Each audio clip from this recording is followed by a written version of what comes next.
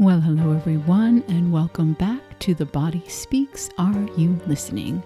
This is episode 3, what arthritis, asthma, and back pain are trying to tell you. I am someone who healed from rheumatoid arthritis, a condition that attacked my body when I was 27 years old. Over the years of searching, learning, and doing the deep inner work, I discovered something that changed everything. The body is our alert system, and for a long time, my body had been trying to get my attention for decades before I finally understood what it was saying. I am so glad you're here. I am Susan, certified somatic trauma-informed coach, and all of my credentials are in the show notes below. Last episode, we talked about acne, addictions, adrenal exhaustion, allergies, and anxiety, the A's. If any of those landed for you, I hope you have been sitting with the question rather than trying to fix anything yet. The conversation with the body is a slow one. It does not need to be rushed. Throughout this series, we explore different physical symptoms, conditions, and diseases, not to replace your medical care, but to help you understand that your body is sending you alert signals, asking you to pay attention. Every symptom, every diagnosis, every condition that arrives in your body is a message. And when you learn to understand that language, the whole picture of your healing begins to change. In today's episode, I will be sharing some insight into what might be going on beneath the surface if you are experiencing arthritis, asthma, or back pain. We move through the body's language alphabetically, so if today's condition doesn't speak directly to your experience, stay with the series. Your letter will be coming up soon. Now, let's talk about arthritis. I have to start with this one because I have truly experienced it. I want you to imagine the Tin Man from The Wizard of Oz, standing in the forest, rusted, completely still, unable to move without someone offering him that oil can, unable to ask for it himself, because asking would mean admitting he needed it, unable to acknowledge that something was wrong, because pretending everything was fine had become the only way he knew how to exist. And well, that was me at 27 years old, except my oil can was not oil. It was truth. It was the honest admission that I was not fine, that I could not handle everything, that beneath the competence and the composure and the extraordinary ability to manage everyone else's world while mine quietly was falling apart, there was a woman who had given up on her own identity entirely. The arthritis was never my arthritis. It was a Saturn return, a dark night of the soul, a fork in the road that said, stay stuck forever, or get angry enough to find your way back to yourself. The pain was unlike anything I can fully describe even now. Imagine a sprained ankle that was swollen and inflamed and just felt so much agony. But instead, it wasn't just your ankle, it was everywhere, every joint. Every morning, sitting on the edge of the bed, waiting for my hands and my feet to agree to work. I did not take pain medication beyond ibuprofen or Tylenol. And what I felt underneath the pain was a kind of betrayal. Like my body had betrayed me. My husband had betrayed me. Everyone had betrayed me until that day, years later, in the middle of my healing work, when I finally understood something that stopped me in my tracks completely. It was me who betrayed me. I had given up my own identity, my own wants, my own voice. I had organized my entire existence around making sure everyone else was comfortable while I settled, because settling was easier, because keeping the peace was safer, because the alternative felt too dangerous to consider. I wasn't miserable in the conventional sense. I simply wasn't there. The woman I was supposed to be had gone somewhere very quiet and stayed there, waiting. The arthritis was the body's last resort. It had tried everything else. And when nothing worked, it did make me stop. Literally, physically stop. And here is the extraordinary thing. I remained in that relationship for many years after I healed. The fact that the healing held, that my body stayed well even as the circumstances continued, is something I still reflect on. What I believe changed was this. I started speaking up, not loudly at first, just more honestly than before. And I found self-development books instead of romance novels. I started building a different interior life inside. The nervous system was still working. It still is something I tend to carefully today. But the healing had begun, and it didn't depend on the circumstances becoming perfect. It depended on me becoming more real and authentic to myself. I want you to hear this. I am no different from anyone listening. I am not specially gifted or uniquely resilient. I am just someone who found the language, did the work, and discovered that the body, when given a different emotional experience consistently enough, it responds. It was possible for me, and it is possible for you. Now let's talk about what the body may be saying with arthritis in all its forms. It tends to speak for the part of us that's become rigid, not because we choose rigidity, but because the environment we lived in made flexibility dangerous.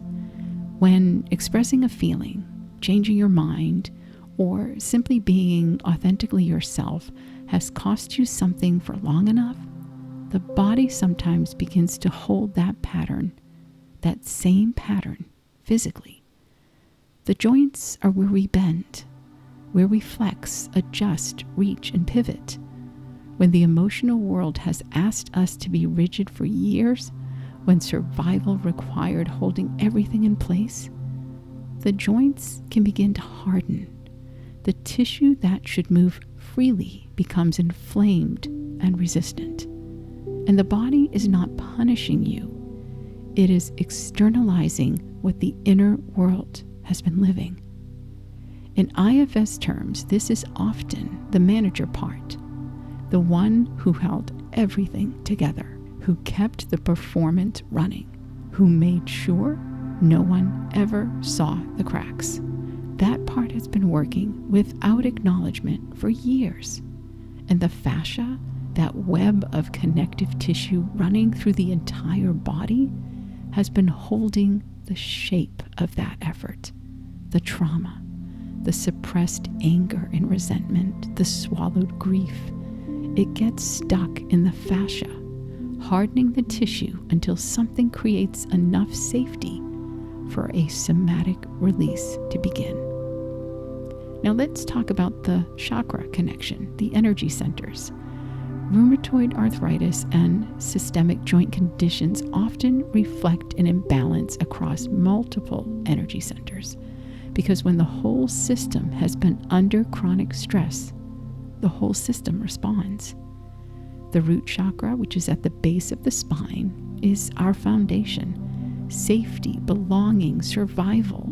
When this is chronically threatened through an unpredictable home environment, financial fear, or the constant background hum of not feeling safe, the physical structure of the body can begin to reflect that instability. And then there's the solar plexus chakra, which is in the upper abdomen. Our personal power and identity is in this center. When we give our power away consistently, organizing ourselves around others' needs, abandoning our own identity to keep the peace, this energy center becomes depleted. The arthritis connection here is so significant. The solar plexus governs self-worth. When we stop believing we have the right to take up space, the body sometimes begins to physically contract. And then there's the heart chakra, the center of the chest, the center of love and grief and connection. Unexpressed grief and suppressed love, and giving deeply without receiving, creates congestion here that can radiate through the entire upper body. The invitation not to diagnose but to ask, which of these energy centers feel most depleted in you right now? Where has your energy been flowing outward without being replenished? And when it comes to nutrition, learning to listen to what your body's asking for is the first step. And then I'd like you to begin to offer it anti-inflammatory support. Turmeric, ginger, omega-3s, leafy greens. These are not cures, but they are conversations with the body in its physical language. The question worth sitting with, where have you been holding that rigidity in place? And what might it feel like to finally and gently begin to soften? Now let's talk about asthma. Breath is the most fundamental thing we do. We arrive in the world with a breath and we leave with one. In between, we breathe without thinking. It happens beneath our awareness, automatic and constant. And yet, for someone with asthma, even that most basic act becomes something that requires effort, something that can be taken from you without warning. The chest tightens, the airways constrict. The body, in its own language, makes it physically difficult to take in the very thing that sustains life. I want you to sit with that image for a moment, because in the emotional world, this is not unfamiliar to many people who carry asthma. The feeling of not being allowed to breathe fully, of not having enough space to exist in your own wholeness, of a world that, in the home or the relationship or the family system you grew up in, felt suffocating. So many people I've worked with who carry respiratory conditions grew up in environments where they had to make themselves smaller, where their emotional world was simply too big for the space it was allowed, where crying was dismissed, anger forbidden, where the authentic expression of who they were created consequences they learned to avoid. The body in its faithfulness began to reflect that constriction. The airways that should open freely began to mirror the emotional reality. There is not enough space here to breathe. There's also something specific about asthma and the voice, the throat, the channel through which we speak our truth is intimately connected to the airways. When we have learned for long enough that speaking up is not safe, that our voice will not be heard or respected, that the cost of authentic self-expression is too high, then the body sometimes responds in the very channel that carries the voice. And if we look at the chakra connection, asthma tends to involve at least 3 of those energy centers, and understanding which one resonates most can help point toward where the deepest work lives. So let's look at the throat chakra, the center of authentic self-expression, truth, and communication. When we have learned that our voice is not safe, when being yelled at or criticized or dismissed or simply never truly heard has been consistent enough, the throat chakra becomes constricted. The airways follow. This is perhaps the most direct connection in asthma, the body literally constricting the channel through which the voice travels. And the heart chakra, the center of love and grief and emotional openness, breathing problems frequently arise here. The chest tightens of asthma mirrors the chest tightness of grief, of fear of vulnerability, of a heart that has learned to protect itself by not opening fully. The heart chakra is the bridge between the physical and the spiritual. And when grief or unexpressed love is held here, the breath can become shallow and restricted. And the other one is the solar plexus chakra, our personal power and sense of safety. When asthma is connected to anxiety or stress, the solar plexus is often involved. The fear that lives in the belly rising upward, constricting the breath as a physical expression of feeling unsafe or powerless. So ask yourself honestly, where in your life have you been holding your breath? Where have you been waiting for it to be safe enough to exhale fully? Learning to breathe consciously and through your diaphragm in itself is a powerful message to the nervous system, letting it know, I am safe. There is enough space for me. You can use eucalyptus and peppermint. They help support the respiratory system gently. And magnesium, deeply depleted in most people under chronic stress, helps relax the smooth muscle of the airways. So the question with asthma that's worth sitting with is, where have you been afraid to fully express yourself? And what has it cost your body to hold that back? Now let's talk about back pain. The back is the structure that holds us upright. It is what makes it possible for us to stand, to carry, to face the world without collapsing under the weight of everything we're holding. And back pain, one of the most common conditions I hear about from the people in my community, speaks very specifically depending on where it lives. The back does not speak in generalities. It speaks in locations.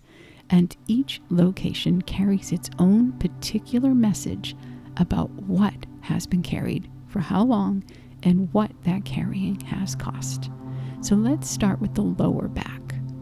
The lower back speaks most often about the root concerns of life, about survival, about belonging, about the fear of not having enough, not enough money, not enough security, not enough of the basic things that allow a person to feel that the ground beneath them will hold. This is the energy of the tribe, of whether you feel you belong somewhere, whether you have people, whether the fundamental safety of being part of a community is available to you. When that safety has been chronically uncertain in a relationship where the emotional ground was always shifting, or in financial circumstances that never allowed for rest, or in a family system where belonging always felt conditional, the lower back often speaks first. The mid-back tends to carry the weight of guilt and shame, the thing we wish we had done differently, the sense of personal responsibility that extends far beyond what is reasonable or fair, taking on blame for things that were never entirely in our hands. It also carries the unexpressed, when emotions are swallowed rather than felt, when the grief of a relationship or the anger at a situation or the sadness of a life not fully lived has nowhere to go. The mid-back becomes one of those places the body files it. And what about the upper back? Well, the upper back and shoulders carry what we have taken on for others. The responsibilities that were handed to us or that we picked up because no one else seemed to be doing it, the caretaking, the managing, the invisible labor of being the person who makes sure everything keeps running. The upper back is also where unexpressed words tend to live. The things that needed to be said but weren't. The conversations that were avoided because the costs seemed too high. Years of kept-in truths sitting between the shoulder blades, just waiting. Well, the chakra connection with the back pain maps almost precisely onto the chakra system, making it one of the most useful conditions for understanding which energy center is asking you for attention. So the root chakra, which is the base of the spine, that would be the lower back. Safety, survival, belonging, financial security, the right to exist here. When any of these is chronically threatened, the root chakra and the lower back it governs speaks up.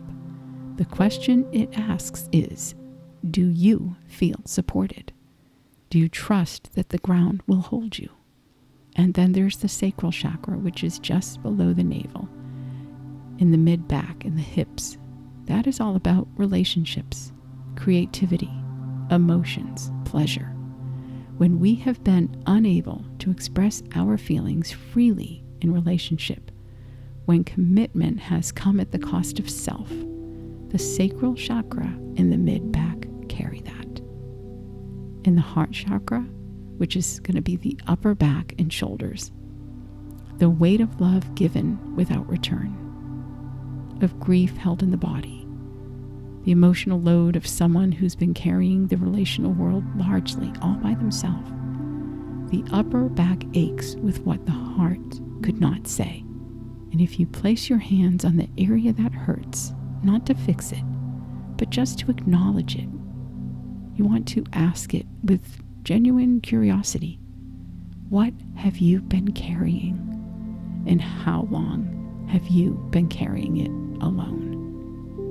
And for support, magnesium is remarkable for muscle tension and is frequently depleted in people under chronic stress.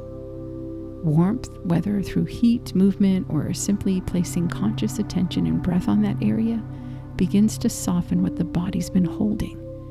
And the somatic practice of gently and slowly completing the movements the body wanted to make in the moment of stress, the full exhale that was cut short, the shoulders that wanted to drop, the chest that wanted to open, well, that helps the fascia begin to release what it's been storing. So what are you carrying in your back that does not belong to you? And who would you be if you finally put some of it down?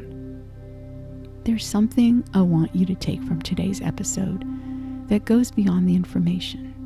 Every condition we talked about, the arthritic joints that were holding instead of bending, the airways that tightened when the voice was not safe, the back that was carrying what was never meant for one person. Every single one of them was a part of you doing its faithful, imperfect, remarkable best. They were not your body betraying you. They were your body advocating for you, making visible what was invisible, making undeniable what was being denied, demanding in the only language louder than words that something here needs to change. And here is what I know to be true from my own healing and from walking alongside others through theirs. The same intelligence that organized these symptoms in response to what you were living can organize something entirely different in response to a new experience. The body that created the condition in response to what it was surviving can heal in response to being truly heard. The trauma that got stuck in the fascia, the hardened tissue around the old wound, the incomplete gestures and swallowed words and unfinished moments of grief, that fascia can also release gently and somatically. When the body finally gets to complete what it was never allowed to finish, the healing begins. You did not come here to be defined by a diagnosis. You came here to understand the message inside of it and the infinite intelligence within you, the same wisdom that built every cell of your body and has been running your heart without your conscious involvement for your entire life. Well, that intelligence has been waiting faithfully for exactly this conversation. I healed rheumatoid arthritis in my body, not by fighting my body, but by finally listening to it. And I want you to know what's possible for me is possible for you. Now let's begin a guided meditation, loving the parts that protected you. So find a comfortable position. And if you're sitting with your feet flat on the floor, just feel that ground beneath you or floor beneath you and close your eyes. And take one slow, deep breath in through your nose, letting your belly rise before your chest. And a long, slow exhale through your mouth. Let the exhale be complete. Let it carry something. Let's do 2 more breaths in and out. Breathing in through your nose and slowly and gently exhaling through your mouth. Feel your body beginning to settle. Feel the floor or the chair holding you completely. You do not have to hold yourself up right now. Let it hold you. Now bring your awareness slowly through your body, not to fix anything, not to judge or assess or manage, but simply to notice with the gentleness and curiosity you can offer. Notice where there is tension. Notice where there is heaviness, where it feels like the body has been working hard. It might be in the joints, the chest, the back, somewhere in the throat, or somewhere in the belly. Wherever it is, just notice it. Like you are meeting it for the first time with fresh, open eyes.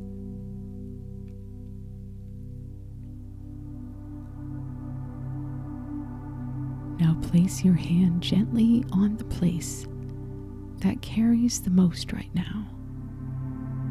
The place that has been working the hardest. Feel the warmth of your hand there. And as you breathe, let that warmth travel inward, not as heat, as acknowledgement, as the simple, powerful message, I see you. I know you've been here. I know how long you've been carrying this.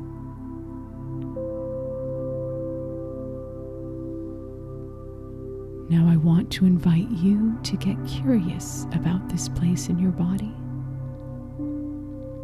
In IFS, we understand that every symptom, every area of pain or tension is a part of you that has been trying to protect something. It might have been protecting a feeling that felt too big to feel. It might have been holding grief that had nowhere to go. It might have been carrying the weight of a life that was organized entirely around other people's needs. Whatever it has been doing, it was doing it for you, out of love, in the only language it had. And there is something else. The trauma that may have gotten stuck in the fascia, in the connective tissue that runs through your entire body. That tissue holds what the moment of stress or pain or suppression could never complete. The breath that was cut short, the words that were swallowed, the movement towards safety that was stopped before it could finish. And the beautiful truth is You can complete it now. Gently, slowly, with the breath, with intention, with the body finally having the safety to do what it needed to do then, but couldn't. Speak to this part now, silently, from the deepest, most compassionate place in you. And you might say, I see you. I know how long you have been here. I know you were trying to protect me. I know you were carrying something I could not yet carry in any other way. And I want you to know I am grateful. You kept me going. And I'm finally, truly listening. And breathe.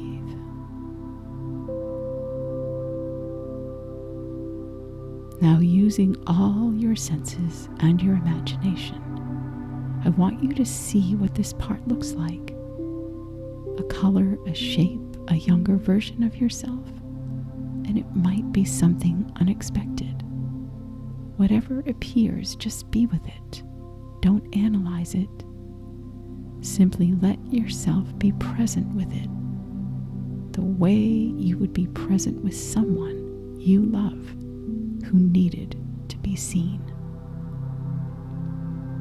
And ask gently, what do you need from me right now? And listen with your body, not your mind. Notice what shifts, what softens, what wants to be acknowledged. And now, from the deepest, wisest, most loving part of yourself, from the self that has been here all along, beneath all protecting and all the carrying, offer this part something it may never have received. Offer it rest. And say to it, you've done enough. You have worked so faithfully and so long, and I'm here now. I have tools I didn't have then. You can soften. You can put some of this weight down. The fascia can begin to release. The joints can begin to ease. The breath can begin to deepen. I am here. I've got this. And breathe. Feel whatever shifts in the body when the self says that, even the smallest change, a single breath that comes slightly easier, a tiny release where your hand is resting. That's real. That is the conversation beginning. And speak this one final thing to the infinite intelligence within you, to God, to the universe, to Source, and feel it as you speak it. I am ready to heal. Not to fight my body, to understand it, to love the parts that protected me, to give them permission to rest. The intelligence that created me knows how to restore me, and I am open to that now. All the way, with my whole heart. And take one final deep breath in, all the way down to where your hands are resting. And as you exhale, let something go. not forced, just allowed. And come back to the present time, gently and slowly, and begin to open your eyes. 3 conditions, 3 messages, 3 invitations to turn toward what has been speaking rather than trying to silence it. Arthritis, asthma, and back pain. Each one a faithful protector that has been waiting to be heard, not just treated. In the next episode, we continue the alphabet. We'll be talking about blood pressure, bronchitis, and burnout. 3 more conditions that, when you understand what they're carrying, will never look the same again. You can find me here every week, and you can also find me doing Soul Whispers coming home to you every Sunday as well. And if you're ready to go deeper, if today connected dots you've maybe been trying to connect for years, if something in you said yes when we named what your body might be carrying, this work goes much deeper in one-to-one sessions. And I do offer those sessions now because the body, the parts, and the subconscious mind heal together. And sometimes when you work with someone, you're able to connect those dots even better. The doctor dresses the wound, and the infinite healing intelligence within you does the rest. If you'd like to book a free discovery call, the link is in the show notes below. And before you go, I would really love to hear from you in the comments. Did something land for you today? Did you recognize your body in any of these conditions, even a small recognition? Your words might be exactly what someone else also needs to hear today. If The Body Speaks is helping you understand your body, please subscribe so you never miss an episode. And also, I would really appreciate it if you could leave a thumbs up if today helped, and share this with one person who needs to hear that their body is not broken. It is speaking. Your body has always been on your side, and I am here to walk that journey with you. Till next week, love and hugs.